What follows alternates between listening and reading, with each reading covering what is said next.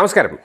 Effect ന്യൂസിലേക്ക് ഏവർക്കും സുസ്വാഗതം. പാവങ്ങളെ പറഞ്ഞു പറ്റിച്ച് കോടികൾ മുക്കിയ അൽ മുക്താദറിന്റെ ഈ സ്പോട്ടിൽ, അതായത് നമ്മുടെ പഴവങ്ങാടിയിലെ ഓഫീസാണത്. അതിന് മുന്നിൽ ഇന്ന് ഫോറം, അതായത് ഇൻവെസ്റ്റേഴ്സ് ഫോറത്തിന്റെ പ്രതിഷേധമുണ്ട്. ചെറുതും വലുതുമായ നിക്ഷേപകരിങ്ങനെ പ്രതിഷേധത്തിന് തയ്യാറെടുത്ത് നിൽപ്പുണ്ട്.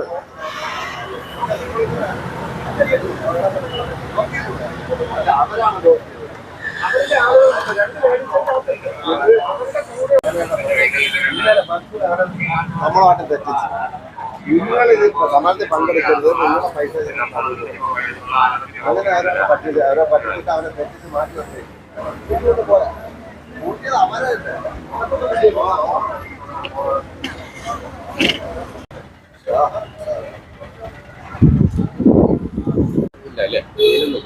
സെയിലൊന്നുമില്ല. സെയിലൊക്കെ ജനുവരിക്ക് മുമ്പ് തന്നു. എറണാകുളം അല്ലേ ഇപ്പൊ ആട്ടോ വള്ളിക്കാരി വന്നത് അല്ലേ? എത്ര ലക്ഷം പോയി കിട്ടി? 3.5 ലക്ഷം. എന്ത് ഉറപ്പിലാണ് കൊടുത്തത്? ആരെങ്കിലും മുല്ലാക്കന്മാരെ ഇടപെട്ടോ അതോ സ്വന്തമായിട്ട് തോന്നി കൊടുത്താണോ? അന്വേഷിക്കാൻ പോയി പൊട്ടുപോയതാണ്. പത്രത്തിലെ പരസ്യമാണ്. മാത്രമല്ല അവിടുത്തെ ഒരു സ്റ്റാഫും കൂടി അവിടെ ഡെപ്പോസിറ്റ് ചെയ്യുന്നുണ്ടായിരുന്നു. അത് കണ്ടതുകൂടി നമുക്ക് വിശ്വാസത്തെ കൂടി പോയി കാണും. ഞാൻ ചെയ്യുമ്പോഴാണ് അവർ ചെയ്യുന്നത്. പത്രത്തിലെ പരസ്യമാണ് നമ്മൾ ചെല്ലാൻ കാരണം. പത്രത്തിലെ പരസ്യമാണ്.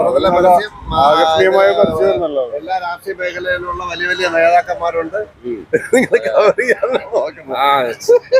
പൈസ പോയിട്ട് ചിരി കൊള്ളാമോ? കാശ് പോയിട്ടുള്ള ചിരി.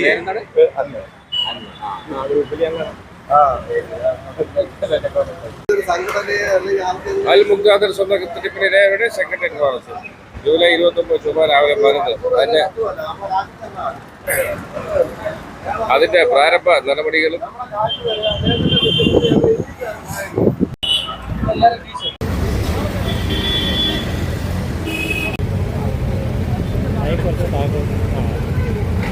ഹലോ, നമസ്കാരം. നമ്മൾ എറണാകുളം ജില്ലയിലെ എടപ്പള്ളിയിലുള്ള അൽ മുക്താദർ ജ്വല്ലറിയിലെ അൽ കബീർ എന്ന് പറഞ്ഞ സ്ഥാപനത്തിൽ നമ്മൾ ഇൻവെസ്റ്റേഴ്സാണ്.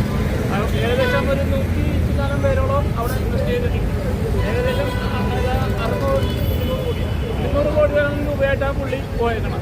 ഇത് നമ്മളിവിടെ വരാൻ കാരണം, നമ്മൾ രാവിലെ എണീക്കുമ്പോൾ വർത്തമാന പത്രങ്ങൾ, ആ പത്രത്തിൽ മനോരമ, മാതൃഭൂമി, അങ്ങനെ എല്ലാ മലയാള പത്രങ്ങളും രാവിലെ ഫ്രണ്ട് പേജിൽ കാണുന്നത് നമ്മൾ ഈ അൽ മുക്താദിറിൻ്റെ പണിക്കൂലി ഇല്ല എന്നുള്ള ഒരു ഉറപ്പിൻ്റെ പുറത്താണ് നമ്മളിങ്ങോട്ട് വന്നത്. നമ്മളൊരു പാവം വാങ്ങിക്കുമ്പോൾ ഇപ്പോഴത്തെ കാലഘട്ടത്തിൽ പണിക്കൂലി തന്നെ നല്ല ഇവിടെ പണിക്കൂലി ഇല്ല എന്നും പറഞ്ഞിട്ട് മതത്തെ ദുരുപയോഗം ചെയ്തു.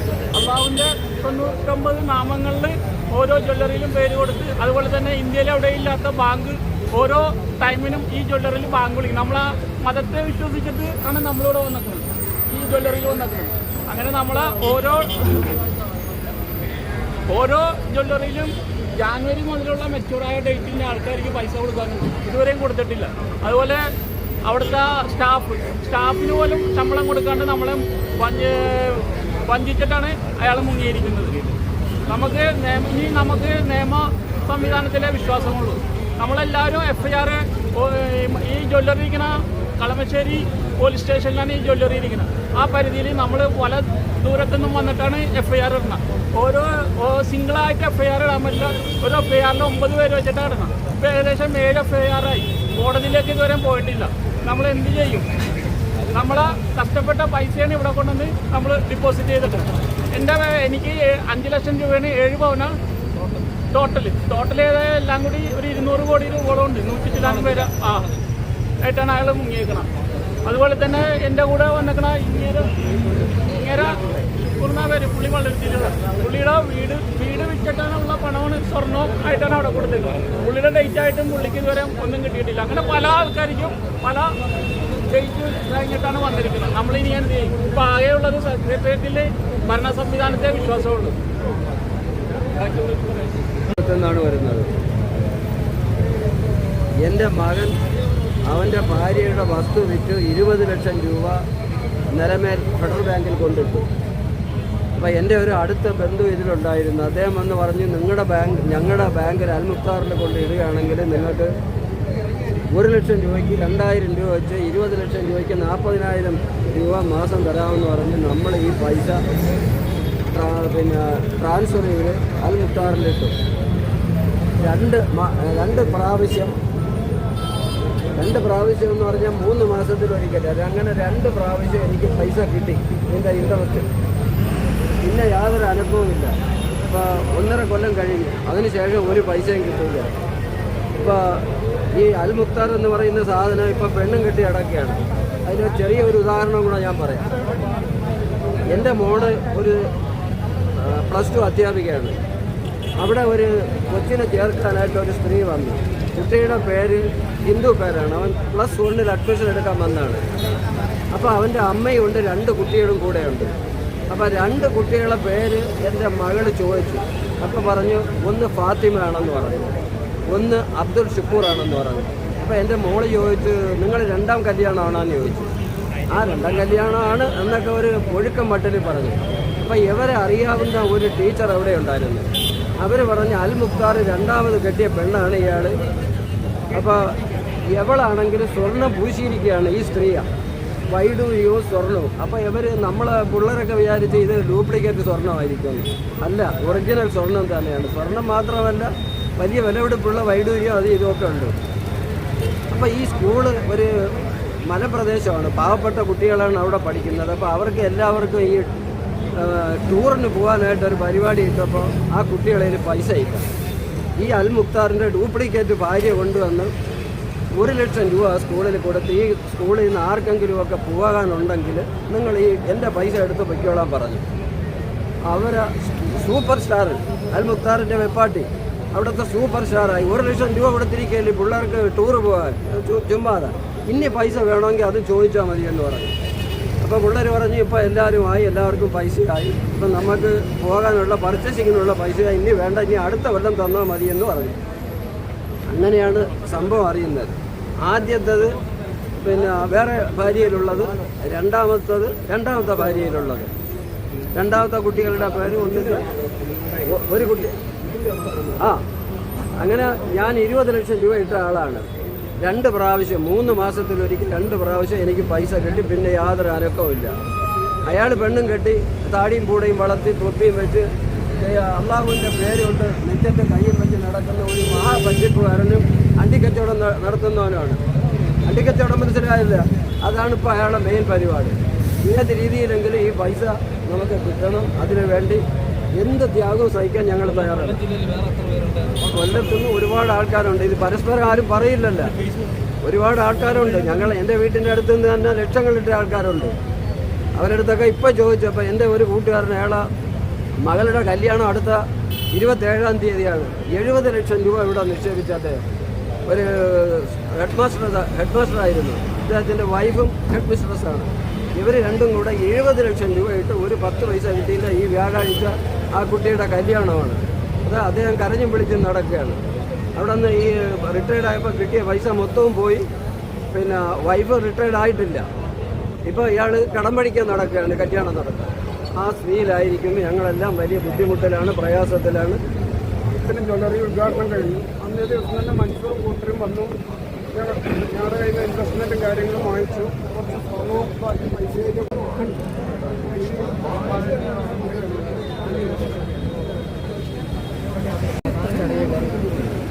നിങ്ങൾക്ക് തടസ്സമായി പറയണേ, അതേ പണി കിട്ടും.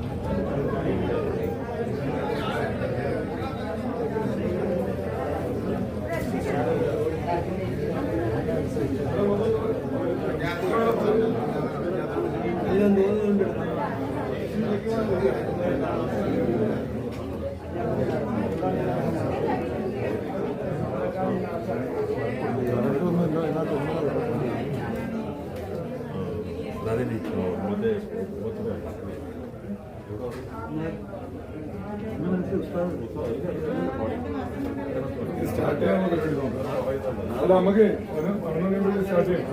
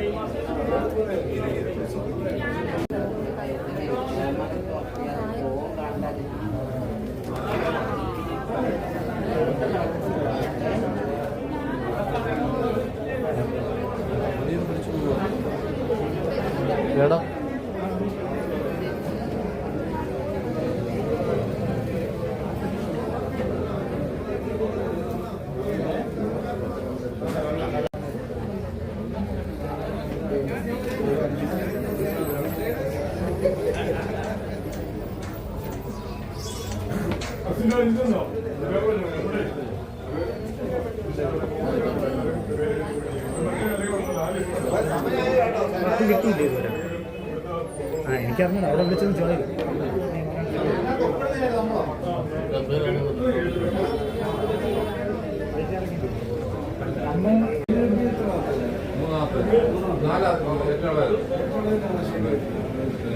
മൂന്നാമത്തെ നമ്മുടെ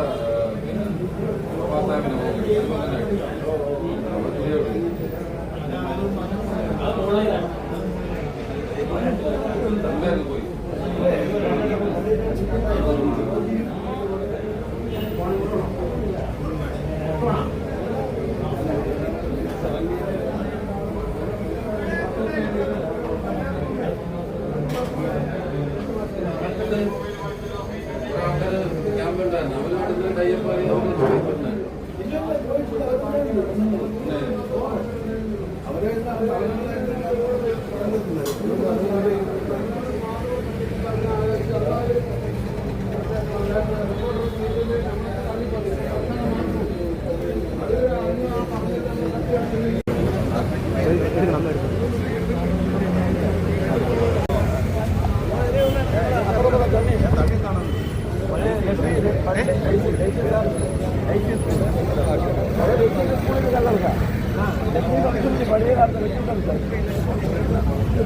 നിങ്ങളപ്പുറം ഇപ്പുറമാണ് പുള്ളി തന്നെ സ്കൂള് പഴയ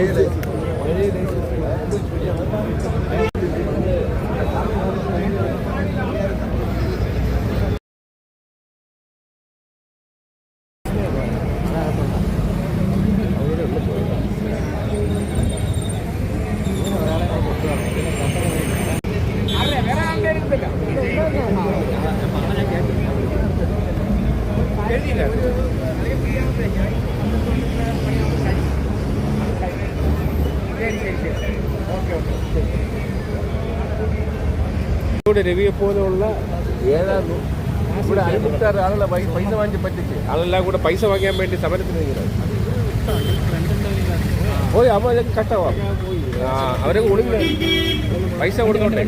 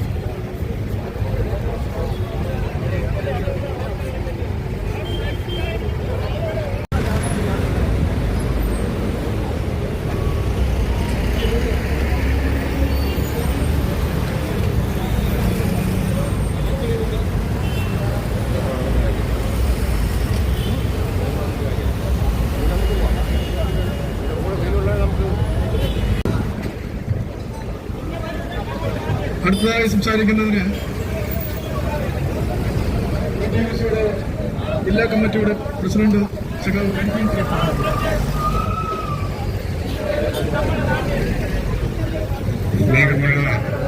ഈ യാചക സമരത്തിന്റെ അധ്യക്ഷൻ മദ്രാസിന്റെ സംസ്ഥാന സെക്രട്ടറിയുമായിട്ടുള്ള കെ ചന്ദ്രബാബു, കെ സനൽകുമാർ, അതുപോലെ ഉദ്ഘാടനം ചെയ്യപ്പെട്ട ദേശീയ പ്രസിഡന്റ് സഖാവ് എ അസിസേട്ടൻ, സുകുമാരന്, പ്രസവന്മാർ അടക്കമുള്ള നേതാക്കളെ സുഹൃത്തുക്കളെ, വളരെ 1.5 വർഷമായി പെൻഷൻ ആനുകൂല്യങ്ങളും മറ്റ് ആനുകൂല്യങ്ങളും കിട്ടാതെ വളരെയധികം കഷ്ടപ്പെടുന്ന ഈ കെട്ടിട നിർമ്മാണ തൊഴിലാളികൾക്ക് അടിയന്തരമായി പെൻഷനും മറ്റ് ആനുകൂല്യങ്ങളും ഉടനെ വിതരണം ചെയ്യണമെന്ന് ആവശ്യപ്പെട്ടുകൊണ്ട് നിരവധി ആവശ്യങ്ങൾ അടങ്ങിയ ആവശ്യങ്ങൾ ഉന്നയിച്ചുകൊണ്ടാണ് ഈ യാചക സമരം ഇവിടെ സെക്രട്ടേറിയറ്റ് പണിക്കാൻ സംഘടിപ്പിച്ചിട്ടുള്ളത്. നേരത്തെ എനിക്ക് നന്നായി സൂചിപ്പിച്ചിട്ടുള്ള എല്ലാ നേതാക്കളും തന്നെ ഈ സമരത്തെക്കുറിച്ച് ആധികാരികമായി സംസാരിച്ചിട്ടുണ്ട്. ഞാൻ അതിലേക്കൊന്നും കടക്കുന്നില്ല. ഈ ക്ഷേമനിധി ഉണ്ടാക്കിയതിന്റെ RSPയാണ്. കെ പങ്കജാക്ഷൻ അടക്കമുള്ള നേതാക്കന്മാർ ഈ ആലോചിച്ച് എടുത്ത ഒരു ക്ഷേമനിധി ബോർഡാണ് കെട്ടിട നിർമ്മാണ ക്ഷേമനിധി ബോർഡ്. അതിന് ചന്ദ്രബാബു അടക്കമുള്ളവർ ഇതിന്റെ ചെയർമാനായിട്ടുണ്ട്. അന്നൊന്നും ഇല്ലാത്ത ഒരു കാഴ്ചപ്പാടാണ് ഇന്ന് പിണറായി സർക്കാർ നടപ്പിലാക്കിക്കൊണ്ടിരുന്നത്. ഉള്ള പൈസ അത്രയും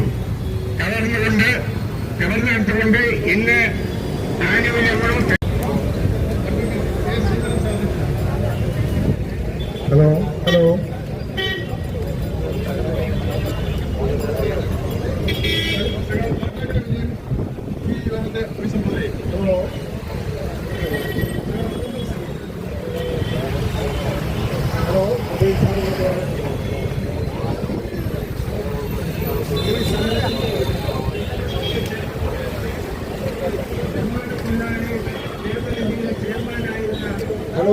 സർ, ഈ സമരം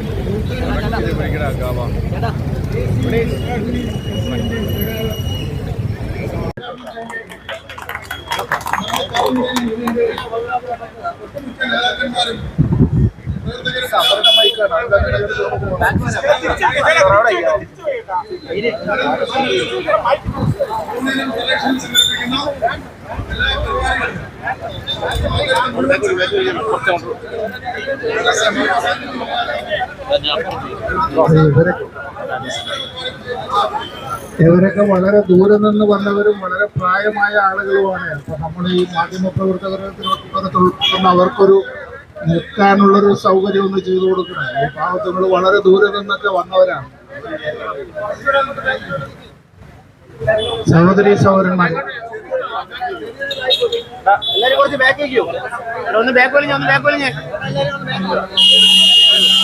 അൽമുക്താദ് ഗ്രൂപ്പിൻ്റെതായി വന്നിട്ടുള്ള തട്ടിപ്പുകളെ സംബന്ധിച്ചുള്ള വാർത്തകൾ നമ്മളെല്ലാവരെയും ദുഃഖിപ്പിക്കുന്നതാണ്. വല്ലാതെ ഉത്കണ്ഠാജനകമായിട്ടുള്ള ഒരു അന്തരീക്ഷമാണ് അത് സൃഷ്ടിക്കുന്നത്. കേരളത്തിനകത്തും പുറത്തും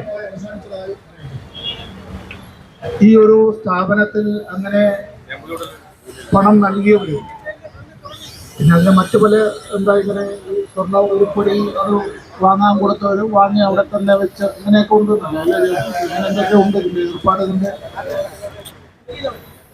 ഇതെല്ലാം സ്വാഭാവികമായി സ്വർണത്തിന് വല്ലാതെ വിലകേറിക്കൊണ്ടിരിക്കുന്നതായ ഒരു കാലത്ത് തങ്ങളുടെ കുട്ടികളുടെ വൈവാഹികമായിട്ടുള്ള ചടങ്ങുകൾക്ക്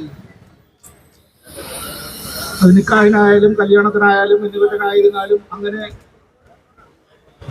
നമ്മുടെ നാട്ടിലെ ഒരു സാധാരണക്കാരായിട്ടുള്ള ആളുകളെല്ലാം മക്കളെ വിവാഹം കഴിച്ചു കൊടുക്കുമ്പോൾ അവർക്ക് ഇത്തരത്തിൽ ഒരു തരി പൊന്നു കൊടുക്കുക എന്നുള്ളത് രക്ഷകർത്താക്കളുടെ ഒരു ആഗ്രഹവും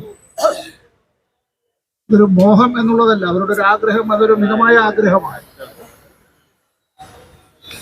അങ്ങനെയാണ് ഈ വിവിധ ജ്വല്ലറികളിലോ അല്ലെങ്കിൽ സ്വർണ്ണക്കടകളിലോ എല്ലാം അവര് മുന്നോട്ട് വയ്ക്കുന്നതായിട്ടുള്ള ചില ഓഫറുകളിൽ അവരുടെ വാഗ്ദാനങ്ങളിൽ വിശ്വാസമാണല്ലോ പ്രധാനമായിട്ടുള്ളത്. അങ്ങനെ അവർ നൽകിയതായിട്ടുള്ള തുക ഇപ്പൊ ഇതിന്റെ സംഘാടകരായിട്ടുള്ളവർ തന്നെ നിങ്ങളോട് മറ്റു വിശദാംശങ്ങൾ പറയും. വലിയ തുകകളാണ് അത്തരത്തിൽ പലരിൽ നിന്നും ഈ ഗ്രൂപ്പ് കൈപ്പറ്റിയിട്ടുള്ളതെന്നാണ് അറിയുന്നത്. ചിലരൊക്കെ കടം വാങ്ങിയ പണം കൊണ്ട് അവിടെ നിക്ഷേപിച്ചിട്ടുണ്ടെന്നാണ്. തങ്ങളുടേതായ വീടും പറമ്പും അടക്കം പണയപ്പെടുത്തി അതിൽ നിന്ന് കിട്ടുന്നതായിട്ടുള്ള അങ്ങനെ വായ്പയായി എടുത്ത തുകയടക്കം ഈ ഒരു ഗ്രൂപ്പിലേക്ക് ഈ അൽ മുക്താദറിൻ്റെതായിട്ടുള്ള അവരുടെ സ്ഥാപനങ്ങളിൽ നിന്ന് അങ്ങനെ സ്വർണം, ആ സ്വർണം അവിടെ നിന്ന് സ്വർണ്ണ ഉരുപ്പടികൾ, ആഭരണങ്ങളാണല്ലോ വാസ്തവത്തിൽ നമ്മൾ ഇത്തരം ചടങ്ങുകൾക്ക്, വിവാഹ ചടങ്ങുകൾക്കെല്ലാം അത്തരത്തിൽ കുട്ടികൾക്ക് അണിയിച്ചു കൊടുക്കാറുണ്ട്, സമ്മാനിക്കാറുണ്ട്. ഇപ്പൊ ആയിരക്കണക്കിന് കോടിക്കണക്കിന് രൂപയുടേതായിട്ടുള്ള തിരിമറികൾ നടന്നതായി, വെട്ടിപ്പ് നടന്നതായിട്ടൊക്കെയാണ് ഇന്ന് ഈ സെക്രട്ടേറിയറ്റ് പടിക്കലേക്ക് ഈ മാർച്ച് നടത്തി വന്ന ചില സഹോദരിമാരെല്ലാം പറഞ്ഞു. ഇവർ ആ മാർച്ച് പഴവങ്ങാടിയിൽ നിന്ന് തുടങ്ങുന്ന സമയത്ത് തന്നെ ഞാൻ നേരത്തെ ഇവിടെ വന്നതും ഇതിന്റെ സംഘാടകർ പറഞ്ഞതുപോലെ ഞാൻ അപ്പുറത്തേക്കും ഇതിൽ ചില ചങ്ങാതിമാര് ഞങ്ങളോട് വളരെ നടക്കാനൊക്കെ വളരെ പ്രയാസമൊക്കെ ഉള്ള വളരെ പ്രായമേറിയ പലരും ഇതിനകത്തുണ്ട്. അവരുടെ കുട്ടികൾക്ക് വേണ്ടിയാണ് അവര്. അതെ, ഞാൻ ഈ ചില അസുഖക്കാർ നിങ്ങളോടൊപ്പം ഉള്ളവര്, ഇത് നിങ്ങൾ പലരുടെയും പ്രായമൊക്കെ ആവുമ്പോഴത്തേക്ക് ഈ ഇവരും ഞാനും എല്ലാം ഭക്ഷണം കഴിക്കുക എന്നത്, നിങ്ങൾ ഭക്ഷണത്തിന് പകരം മരുന്നാണല്ലോ പല ആളുകളും കഴിക്കുന്നത്. ഭക്ഷണം കുറച്ചല്ലേ കഴിക്കാറുള്ളൂ. ഇത്തരത്തിലുള്ളൊരു തട്ടിപ്പ് നടന്നതിനെ സംബന്ധിച്ച് വിശദമായ അന്വേഷണം, സമഗ്രമായ അന്വേഷണം അത് നടത്തുകയും ഈ തട്ടിപ്പ് നടത്തിയതായിട്ടുള്ള ആളുകളുടെ സ്ഥാവര ജംഗമ സ്വത്തുക്കളടക്കം നിയമാനുസരണം കണ്ടുകെട്ടുകയും നമ്മുടെ നാട്ടുകാരും ഈ വിധത്തിൽ ഈ സ്ഥാപനത്തിൽ വിശ്വസിച്ച്, നമ്മുടെ നാട്ടുകാർ മാത്രമല്ല, പലപ്പോഴും നമ്മുടെ നാട്ടിലുള്ള പലരുടെയും ബന്ധുക്കൾ മറ്റ് സംസ്ഥാനങ്ങളിലൊക്കെ ഉള്ളവരുണ്ട്. അവരുമെല്ലാം അവിടെ ഇങ്ങനെ പണം നൽകിയവരുണ്ടാവും. അവർക്ക് തിരിച്ചത് നേടിക്കൊടുക്കുന്നതിന് വേണ്ടിയിട്ടുള്ള പരിശ്രമങ്ങൾ ഉണ്ടാവേണ്ടതായിട്ടുണ്ട്.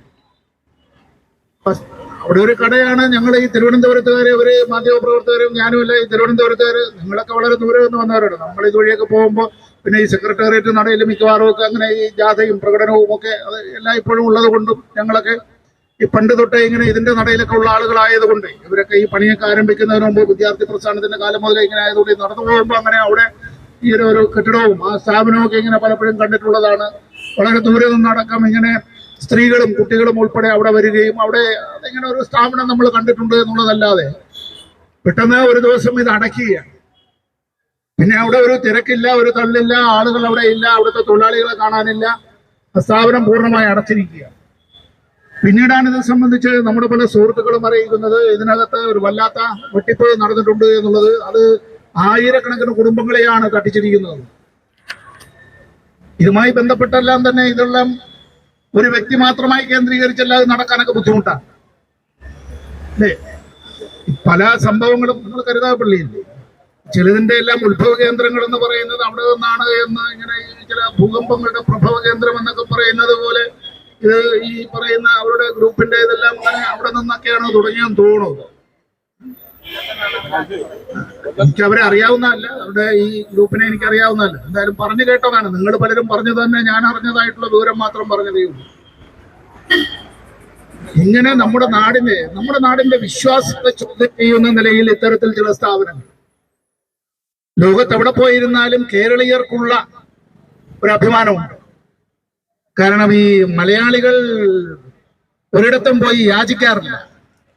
നമ്മുടെയൊക്കെ മുന്നിലേക്ക് ചിലപ്പോൾ ഈ ട്രാഫിക് ഐലൻഡിന്റെ മുന്നിലേക്ക് ഈ ഇന്ത്യയിലെ മറ്റു ചില സംസ്ഥാനങ്ങളിൽ നിന്നൊക്കെ അവിടെ നിന്ന് ഈ പലരും വന്ന് നമ്മുടെ മുന്നിലേക്ക് വന്ന് യാചിക്കുന്നത്, ഭിക്ഷ യാചിക്കുന്നത് നമ്മൾ കാണാറുണ്ട്. കൊച്ചുകുട്ടികളെ മാറാപ്പിലിട്ടുകൊണ്ടെല്ലാം വരുന്നതും അത്തരത്തിലുള്ള ഈ കാര്യങ്ങൾ നമ്മുടെ നാട്ടിലേക്ക് പലയിടത്തും കാണാറുണ്ട്. ഇവിടെ ഈ ട്രാഫിക് ലൈറ്റ് പച്ചയ്ക്ക് പകരം ചുവപ്പായിരിക്കണമേ എന്നായിരിക്കും അവരുടെ മനസ്സിലുള്ള പ്രാർത്ഥന. കാരണം അപ്പോഴാണല്ലോ നമ്മുടെ മുന്നിലേക്ക് വന്നൊന്ന് യാചിക്കാൻ കഴിയുക.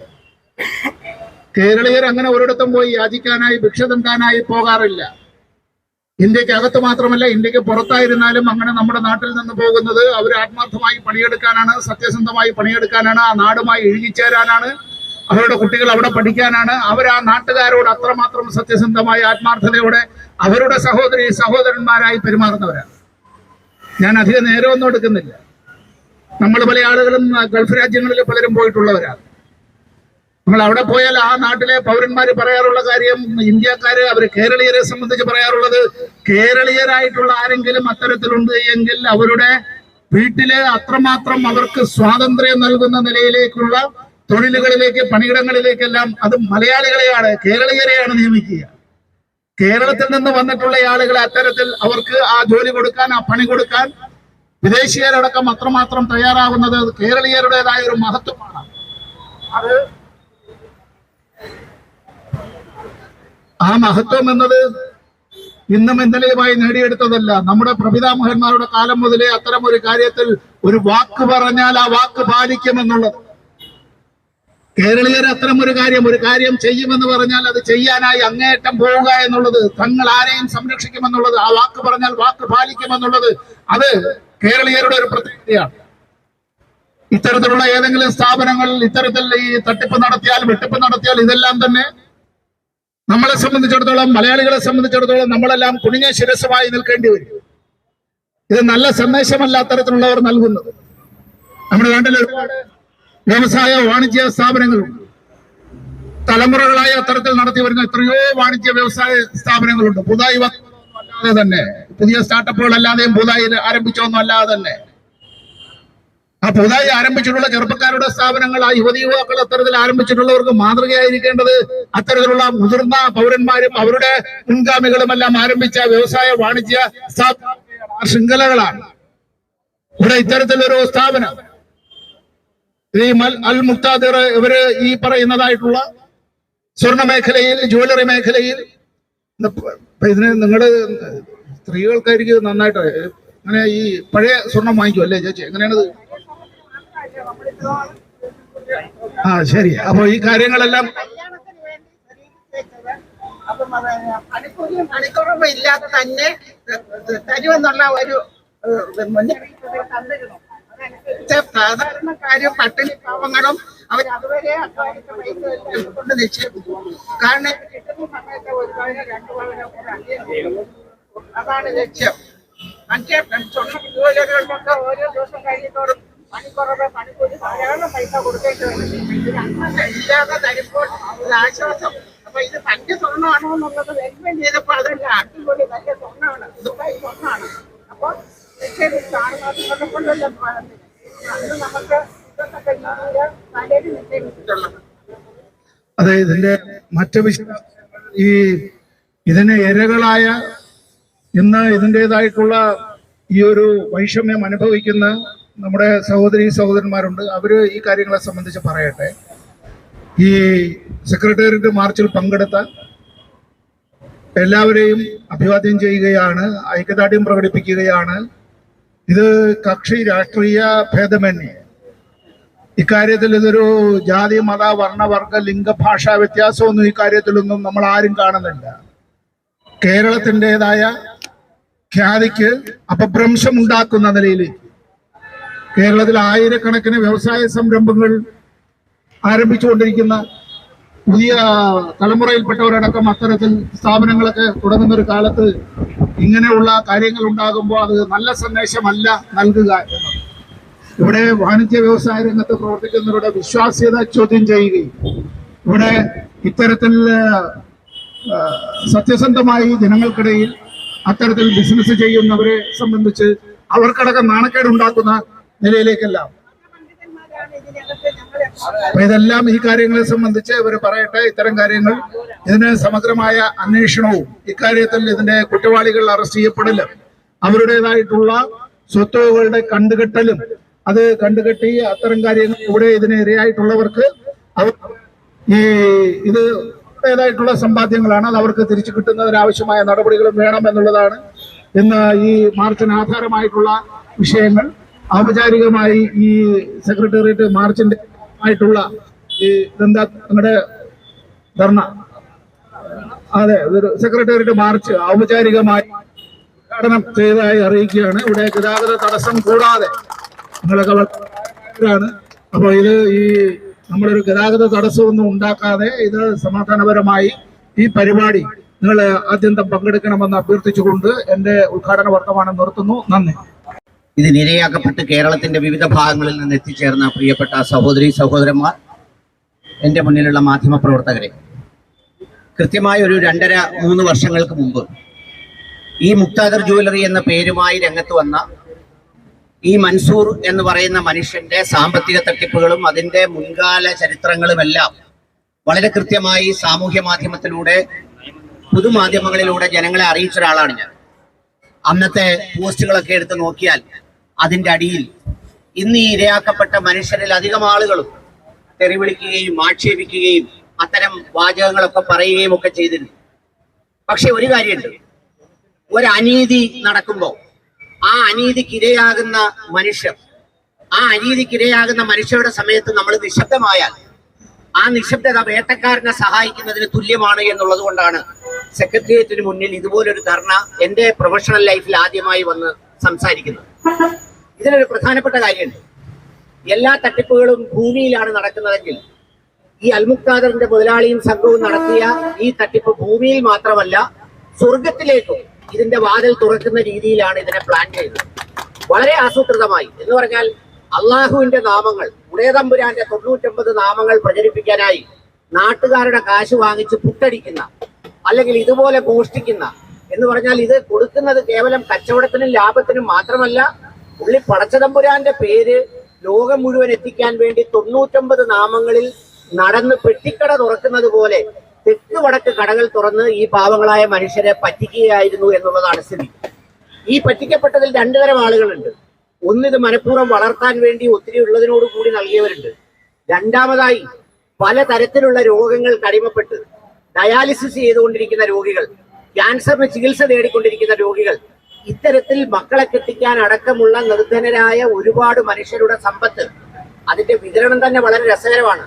എന്നെ കേൾക്കുന്ന മാധ്യമ പ്രവർത്തകർ ഒരുപക്ഷെ യൂട്യൂബ് ചാനലുകളൊക്കെ പുറത്തുവിടുന്നെങ്കിൽ വിടട്ടെ, ഈ സംഭവം ഉണ്ടായി ഇത്രയും വലിയ തട്ടിപ്പ് നടന്നിട്ട് കേരളത്തിലെ പൊതുമുഖ്യധാരയിലുള്ള മാധ്യമങ്ങൾ ആരും ഇതിനെ ഗൗരവമായി എടുക്കാത്തത് കേവലം ഒരു കവർ പേജിനും അല്ലെങ്കിൽ നൽകിയ പരസ്യത്തിനും വേണ്ടിയാണ് എന്നുള്ള രീതിയിലാണ്. ഇത് യഥാർത്ഥത്തിൽ കുറെ മനുഷ്യരെ കൊന്നിട്ട് എല്ലാവരുടെ ഭക്ഷിക്കുകയായിരുന്നു എന്നുള്ളതാണ് എൻ്റെ ഒരു അഭിപ്രായം. അതായത് ഒരു തരം സാമൂഹിക അഴിമതി എന്ന് പറയാവുന്ന രീതിയിലാണ്. ഒരു ഇരയെ കിട്ടുന്നു, ആ ഇരയെ മോഹിപ്പിക്കുന്നു, എന്നിട്ട് അതിന്റെ ബ്രോക്കർ ആവുന്നു. ഈ ബ്രോക്കറായി വാങ്ങുന്ന ആൾക്ക് കമ്മീഷൻ, നോക്കി നിൽക്കുന്ന ആളിന് കമ്മീഷൻ, ഓട്ടോയില് ആ സ്വർണ്ണക്കടയിലേക്ക് കൊണ്ടുപോകുന്ന ആളിന് കമ്മീഷൻ, അത് കഴിഞ്ഞ് അവിടെ നിൽക്കുന്ന സെക്യൂരിറ്റിക്ക് ജോലി എന്ന് വേണ്ട, ഇത് കിട്ടിയവരെല്ലാം ഭക്ഷിക്കുന്ന രീതിയിൽ വളരെ മനോഹരമായി മുൻകാലങ്ങളിൽ തട്ടിപ്പ് നടത്തിയിട്ടുള്ള മൻസൂർ വളരെ ആസൂത്രിതമായി നടത്തിയ തട്ടിപ്പായിരുന്നു ഇതെന്നുള്ളതാണ് ഇതിൽ പ്രധാനപ്പെട്ട കാര്യം. എല്ലാവരും ഇപ്പൊ മൻസൂറിന്റെ പുറകിൽ ഓടുക. മൻസൂർ വേറൊരു സ്ഥലത്താണ്. പക്ഷേ മൻസൂറിനെ ഈ ഇരകളെ കൊണ്ട് എത്തിച്ച ഒരുപാട് ഫ്രോഡുകൾ ഈ നാട്ടിലുണ്ട്. അവരെ എന്തുകൊണ്ടാണ് നിയമം ഉന്നം വെക്കാത്തതെന്ന് മനസ്സിലാവുന്നില്ല. ജനങ്ങളെ തെറ്റിദ്ധരിപ്പിച്ച് അവരതിന്റെ കമ്മീഷൻ എടുത്ത് അതിന്റെ കാശ് വാങ്ങി മുട്ടൻ വീട് വെച്ച് ഒരുപാട് സ്ഥലങ്ങളിൽ വസ്തു വാങ്ങിച്ച് വളരെ വിടർന്ന് വിലസി ലക്ഷക്കണക്കിന് രൂപയുടെ വസ്തുക്കളുമായി ഈ നാടുകളെ മൊത്തം നടന്നു എന്ന് മാത്രമല്ല, എന്റെ ഓർമ്മയിൽ ആദ്യമായി മുസ്ലിം സമുദായത്തിന്റെ ദേവാലയങ്ങൾ ഇത്തരം ഒരു കാര്യത്തിന് മറയാക്കുന്നത് ഞാൻ ആദ്യമായിട്ട് കാണുകയാണ്. അതിൽ ഒരുപാട് ആളുകൾ വിശ്വസിച്ചു. അന്നൊക്കെ നമ്മളിത് തട്ടിപ്പാണെന്ന് പറഞ്ഞാൽ ചിലപ്പോ നമ്മുടെ നാലാമണിയന്ത്രം എല്ലാവരും കൂടെ നടത്തി കളഞ്ഞേനെ. ഞങ്ങൾക്ക് ലാഭം കിട്ടാൻ പോകുമ്പോൾ തടയാൻ വരുന്നോ എന്നാണ് ചോദിച്ചത്. ഇത് യഥാർത്ഥത്തിൽ ഒരു കാരണവശാലും നടക്കുന്ന ഒരു വ്യവസായമായിരുന്നില്ല. ഇത് പൂർണ്ണമായും തട്ടിപ്പ് നിറഞ്ഞ ഒരു സംഗതിയാണ്. ഭൂമിയിലും ആകാശത്തും സ്വർഗത്തിലും വരെ തട്ടിപ്പ് നടത്തുന്ന രീതിയിലാണ് മൻസൂർ നടത്തിയിട്ടുള്ളത്. മൻസൂറിന് ഒരുപാട് പ്രോക്സി ഏജന്റുമാരുണ്ട്, ഒരുപാട് ആളുകളുണ്ട്. ഇവരൊക്കെ ബ്രോക്കർമാരായിരുന്നു. ഇവരെല്ലാം ഇതിന്റെ ലാഭം അടിച്ചു. ഏതൊരു വ്യവസായത്തിലും നമുക്കറിയാം, ആ വ്യവസായത്തിന് ഇൻവെസ്റ്റ് ചെയ്യുന്ന തുകയുടെ ആനുപാതികം ഒന്നും കണക്കിലെടുക്കാതെ കൂടുതൽ കൂടുതൽ ഇരകളെ ആകർഷിക്കുന്നതിന് വേണ്ടി വാരിക്കോരി ലാഭം നൽകി. ആ ലാഭത്തിൽ ഒരുപാട് പേര് തെറ്റിദ്ധരിച്ചു. അതിൽ നിരപരാധികൾ വീണു. ഇപ്പൊ എന്റെ നാടായ കരുനാഗപ്പള്ളിയിൽ നിന്ന് തന്നെ ഉദ്ദേശം എന്തെങ്കിലും ഒരു 500 കോടി രൂപയെങ്കിലും ഇദ്ദേഹം കടത്തിയിട്ടുണ്ട്, ഇദ്ദേഹത്തിന്റെ പേരിൽ കടത്തിയിട്ടുണ്ട്. അതിൽ എത്ര മൻസൂറിന്റെ കയ്യിൽ കിട്ടി, എത്ര വാങ്ങിച്ചവരുടെ കയ്യിലുണ്ട്, എത്ര ബ്രോക്കർമാരുടെ കയ്യിലുണ്ടെന്നുള്ള കണക്ക് വേറെ എടുക്കേണ്ടതുണ്ട്. ഞാൻ കേട്ടൊരു കാര്യം, അല്പം അഭിമാനം തോന്നിയത്, ലോകം മുഴുവൻ പറ്റിക്കാൻ വന്ന മൻസൂറിനെ കരുനാഗപ്പള്ളി ഏജന്റുമാര് പറ്റിച്ചു എന്ന് കേട്ടപ്പോൾ എനിക്കൊരു സന്തോഷം തോന്നി. കാരണം വാങ്ങിച്ചത് മൊത്തം പുള്ളിയുടെ കയ്യിൽ കൊടുത്തില്ലെന്നാ അഷ്റഫും ഒക്കെ പറയുന്നത്. പകുതി അവരെ കയ്യിൽ വെച്ചിരുന്നേ. ഞാൻ പറഞ്ഞത് അത്തരത്തിൽ വളരെ വ്യാപകമായ തട്ടിപ്പാണ് ഇതിൽ നടന്നിട്ടുള്ളത്. സാമ്പത്തിക കുറ്റകൃത്യങ്ങളെ ഇതുപോലെ കൈകാര്യം ചെയ്താൽ പോരാ. മാധ്യമങ്ങൾ തുറന്നു കാട്ടണം, മാധ്യമങ്ങൾ ഇതിന്റെ കൂടെ നിൽക്കണം. ഇത്തരം തട്ടിപ്പുകാരെ സമൂഹത്തിന്റെ മുന്നിൽ കൊണ്ടുവരണം. കുറച്ച് നാളുകൾ കഴിയുമ്പോൾ മറ്റൊരു പേരിൽ വരും. ഈ മൻസൂറിന്റെ 3ാമത്തെ തട്ടിപ്പാണിത്. ഈ 3ാമത്തെ തട്ടിപ്പിലും നിശബ്ദത പാലിക്കുന്ന മാധ്യമങ്ങൾ ജനാധിപത്യത്തിന്റെ 4ാം തൂണാണെന്ന് അവകാശപ്പെടുന്നത് കേവലം കവർ പേജിന് കിട്ടുന്ന പരസ്യങ്ങളിൽ നിങ്ങളൊരു മാധ്യമ സ്ഥാപനത്തെയും ജനാധിപത്യത്തിന്റെയും ഇരകളുടെയും ശബ്ദത്തെ അമർച്ച ചെയ്തു കളയരുത്. പുറം ലോകത്തെ ഇത് അറിയിക്കേണ്ട ബാധ്യത നിങ്ങൾക്കുണ്ട്. അല്ലെങ്കിൽ ഇത് തുടർന്നുകൊണ്ടേയിരിക്കും. ഏതായാലും ഇത്തരം ഒരു സംഗതിയിൽ വളരെ ഗൗരവമായ അന്വേഷണം നടക്കണമെന്ന് മാത്രമല്ല, ഇവന്റെ ഏജന്റുമാരായി പ്രവർത്തിച്ച ആളുകളുടെ രജിസ്റ്റർ ഓഫീസുകളിലെ വസ്തുവിന്റെ ക്രയവിക്രയ വിവരങ്ങൾ എടുക്കണം. പലരും വസ്തു വാങ്ങിച്ചിട്ടുണ്ട്. ആ വസ്തു വാങ്ങിച്ചത് ഈ അപകടം കണ്ട് മറിച്ച് മാറ്റി എഴുതി കൊടുത്തിട്ടുണ്ട്. അപ്പൊ അതുകൊണ്ട് അത്തരം കണക്കുകൾ സഹിതം എടുത്ത് ഇത് പരിശോധിച്ചാൽ ഈ ഇരകളായ മനുഷ്യർക്ക് നഷ്ടപരിഹാരം കിട്ടുന്നതിനൊരു മാർഗമാവുമെന്നുള്ള കാര്യത്തിൽ യാതൊരു തർക്കവുമില്ല. അതുകൊണ്ട് ഇത് സെക്രട്ടേറിയറ്റിന്റെ മുമ്പിലായതുകൊണ്ട് ഒത്തിരി നേരം ഞാൻ സംസാരിക്കുന്നില്ല. ഇതിനെത്തിയ മനുഷ്യരുടെ പ്രയാസങ്ങളും വിഷമങ്ങളും മനസ്സിലാക്കുന്നു. ഇതൊരു ഗുണപാഠമായിരിക്കണം ഇനിയും തട്ടിക്കാൻ പല പേരുകളിൽ എത്തുന്നവർക്ക്. ഏതായാലും ഇക്കാര്യത്തിൽ ഇയാളെ പിന്തുടരാനും ഇയാളുടെ സ്ഥാവര ജംഗമ വസ്തുക്കൾ കണ്ടുകെട്ടി, അത് മൻസൂറിന് ഇവിടെ ഒന്നും ഇല്ലെന്നാ പറയുന്നത്, ഇതിന്റെ ബ്രോക്കർമാർക്കേ ഉള്ളൂ. അവരുടെ സ്ഥാവര ജംഗമ വസ്തുക്കൾ കണ്ടുകെട്ടി ഈ പാവങ്ങൾക്ക് നൽകണമെന്ന് ശക്തമായി ആവശ്യപ്പെടുകയും ചെയ്യുന്നു. പ്രിയപ്പെട്ടവരെ, നമ്മുടെ ദയനീയത മനസ്സിലാക്കി, നമ്മുടെ നിസ്സഹായത മനസ്സിലാക്കി, നമ്മുടെ ക്ഷണം സ്വീകരിച്ച് ഇവിടെ എത്തി വളരെ ആവേശകരമായ രീതിയിൽ ഈ വിഷയം നമ്മുടെ മുന്നിൽ അവതരിപ്പിച്ച നമ്മുടെ പ്രിയപ്പെട്ട അനിൽ മുഹമ്മദ് സാറിനും ഉദ്ഘാടനം നിർവഹിച്ച ഡോക്ടർ സമ്പത്ത് സാറിനും ഈ കമ്മിറ്റിയുടെ ചെയർമാൻ എന്നുള്ള നിലയിൽ ഞാൻ ആദ്യമായി നന്ദി രേഖപ്പെടുത്തുന്നു. ദീർഘമായ രീതിയിലുള്ള സംസാരം നടത്തി നിങ്ങളെ മുഷിപ്പിക്കാനോ വിഷമിപ്പിക്കാനോ പറ്റിയ ഒരു സന്ദർഭമല്ല. വളരെ ഉച്ചത്തിൽ വളരെ ശക്തമായ രീതിയിൽ വെയിൽ പതിച്ചുകൊണ്ടിരിക്കുക. അതുകൊണ്ട് ഈ അവസാനിപ്പിക്കുകയാണ്, ഈ ധർണ ഇവിടെ അവസാനിപ്പിക്കുകയാണ്. ഭാവി പരിപാടികൾ ആക്ഷൻ കമ്മിറ്റി രൂപീകരിച്ച് നമ്മുടെ ഗ്രൂപ്പിൽ പോസ്റ്റ് ചെയ്യുന്നതാണ്. ജാഫർ സാറ് നിങ്ങളുള്ള കുറച്ച് വിവരങ്ങൾ സംസാരിക്കുന്നതാണ്.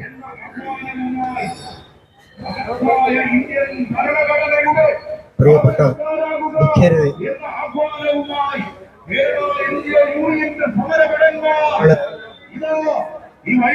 നമ്മുടെ ഈ മാർച്ച് നമുക്ക് നഷ്ടപ്പെട്ട പണം തിരിച്ചു പിടിക്കാനുള്ള ഒരു ശ്രമത്തിന്റെ ആരംഭമാണ്. നമ്മൾ തുടർന്ന് ഈ മാർച്ച് കൊണ്ട് കാര്യങ്ങൾ ആരംഭിക്കുന്നേ ഉള്ളൂ. ഈ മാർച്ച് കൊണ്ട് കാര്യങ്ങൾ ആരംഭിക്കുന്നേ ഉള്ളൂ, അവസാനിക്കുന്നില്ല. ഇവിടെ എനിക്ക് നമ്മളിപ്പോ നടന്ന് ക്ഷീണിച്ച് നിൽക്കുന്നവരാണ്. പ്രഗത്ഭമതികളായ 2 പേര് നമ്മളെ അഡ്രസ് ചെയ്തു. കാര്യങ്ങൾ വളരെ ഗൗരവമായിട്ട് അവർക്കും തോന്നിയിട്ടുണ്ട്, നേതാക്കന്മാർക്കും തോന്നി തുടങ്ങിയിട്ടുണ്ട്. അപ്പൊ ഇവിടെ നമുക്ക് ചില കാര്യങ്ങൾ ചെയ്യാനുണ്ട്. നമ്മൾ വഞ്ചിക്കപ്പെട്ട മൊത്തം ആളുകളും ഒന്നിച്ചു നിന്നാൽ നമ്മൾ പല രാഷ്ട്രീയ വിശ്വാസമുള്ളവരാണ്, പല മതക്കാരാണ്, പല ഭാഗത്തുള്ളവരാണ്. ഇന്ന് തന്നെ ഇവിടെ കേരളത്തിന്റെ വടക്കേയറ്റം മുതൽ തെക്കേയറ്റം വരെ ഉള്ള ആളുകളുടെ ദുഃഖിതരുടെ റെപ്രസെന്റേറ്റീവ്സ് ഇവിടെ എത്തിയിട്ടുണ്ട്. നമ്മളെല്ലാവരും കൂടെ ഈ ഒരൊറ്റ കാര്യത്തിന് വേണ്ടി ഒന്നിച്ചു നിന്നാൽ തീർച്ചയായിട്ടും നമുക്ക് ഗുണമുണ്ടാകും, നമ്മുടെ പൈസ തിരിച്ചു വാങ്ങാൻ കഴിയും. നമ്മൾ കുറച്ച് ദീർഘമായി പോയി എങ്കിലും നമ്മുടെ സമരം ഒരുപക്ഷെ കുറെ നാൾ കടന്നു പോകുന്നുവെങ്കിലും നമ്മൾ വിടാതെ പുറകെ നിൽക്കുകയും നമ്മുടെ പൈസയാണ് നമ്മൾ പിന്തുടരുന്നത്. നമ്മൾ മൻസൂറിനെയോ ഒരു ഹാദിയോ ഗിരിയോ അല്ല നമ്മൾ പിന്തുടരുന്നത്, നമ്മുടെ പൈസയാണ്. നമ്മുടെ പൈസ ആരുടെയെല്ലാം പാക്കറ്റുകളിലുണ്ടോ ആ പാക്കറ്റുകളിലേക്ക് നമ്മൾ പോകും. എവിടെയെല്ലാം നമ്മുടെ പൈസ കൊണ്ടുവച്ചിട്ടുണ്ടോ അവിടങ്ങളിലേക്ക് നമ്മൾ പോകും. ആ പോകുന്നതിന് നമുക്ക് ഐക്യം വേണം. ഇതിനകത്ത് വിഘടനം വേണ്ട. എല്ലാ ആളുകളും രാഷ്ട്രീയ ഭേദമില്ലാതെ, എല്ലാ രാഷ്ട്രീയ കക്ഷികളുടെയും സഹായത്തോടെ, പ്രാദേശിക ഭേദമില്ലാതെ മൊത്തം കേരളത്തിലെ ജനതയുടെ മുമ്പ് ഈ കാര്യങ്ങൾ അവതരിപ്പിച്ചുകൊണ്ട് നമ്മൾ മുമ്പോട്ട് പോകാനുള്ള ഒരു തുടക്കമാണ്. ഇതിൽ വളരെ ക്ലേശിച്ച് വളരെ ദൂരെ നിന്നെല്ലാം ഇവിടെ എത്തിയിട്ടുള്ള പ്രിയപ്പെട്ട എല്ലാ ആളുകൾക്കും നന്ദി രേഖപ്പെടുത്തിക്കൊണ്ട് എല്ലാ മാധ്യമപ്രവർത്തകർക്കും, നമ്മളെ ഒഴിവാക്കിയ മാധ്യമപ്രവർത്തകർക്കും ഒരു പക്ഷേ അവർക്ക് അവരുടേതായ കാരണങ്ങൾ കാണാം ഒഴിവാക്കുന്നതിന്. പക്ഷേ അതൊന്നും വകവയ്ക്കാതെ ഞങ്ങൾ വീണ്ടും വീണ്ടും നിങ്ങളുടെ പിന്തുണ അപേക്ഷിക്കുകയാണ്. കാരണം ഇതിനൊരു പൊതു സ്വഭാവം കൂടെ ഉണ്ട്. കേരളത്തിൽ ഇത് ഒറ്റപ്പെട്ട സംഭവമല്ല, നിരവധി സംഭവങ്ങൾ ഇതുപോലെ നടന്നിട്ടുണ്ട്. അപ്പോൾ ഇതൊരു പക്ഷേ ഒരു അവസാനത്തെ സംഭവമായിരിക്കുക. പൈസ നമുക്കിപ്പോൾ ഒരു സ്റ്റാർട്ടപ്പിന്റെ കാലമാണ് ഇവിടെ സമ്പത്ത് എക്സാംപിൾ പറഞ്ഞതുപോലെ.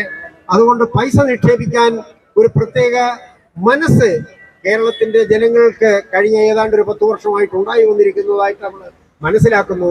അതേസമയം നിക്ഷേപിക്കുന്ന പൈസയ്ക്ക് സുരക്ഷിതം ഏർപ്പെടുത്തുന്നതിനുള്ള നിയമനിർമ്മാണം കൂടെ ആവശ്യമുണ്ട് എന്ന് കഴിഞ്ഞ ധാരാളം സംഭവങ്ങളും മൻസൂറിന്റെ ഈ സംഭവങ്ങളും സമൂഹത്തെ ബോധ്യപ്പെടുത്തുകയാണ്. ആ സമൂഹത്തെ ഇത് ബോധ്യപ്പെടുത്താൻ കൂടിയാണ് നമ്മൾ ഈ ധർണ, ഈ മാർച്ച് ഇന്നിവിടെ നടത്തിയത്. ഇവിടെ വളരെ ക്ലേശിച്ച് എത്തിച്ചേർന്ന എല്ലാ നഷ്ടപ്പെട്ടവർക്കും എല്ലാ ദുഃഖിതർക്കും ഇതിലേക്ക് നന്ദി, ഇതിൽ പങ്കെടുത്ത് വിജയിപ്പിച്ചതിന് നന്ദി രേഖപ്പെടുത്തിക്കൊണ്ട് അവസാനിപ്പിക്കുകയാണ്. വാർത്തകളും വിശേഷങ്ങളും ഇവിടെ അവസാനിക്കുന്നില്ല. കൂടുതൽ വാർത്തകളും വിശേഷങ്ങളുമായി വീണ്ടും കണ്ടുമുട്ടുന്നവരേവർക്കും നന്ദി, നമസ്കാരം.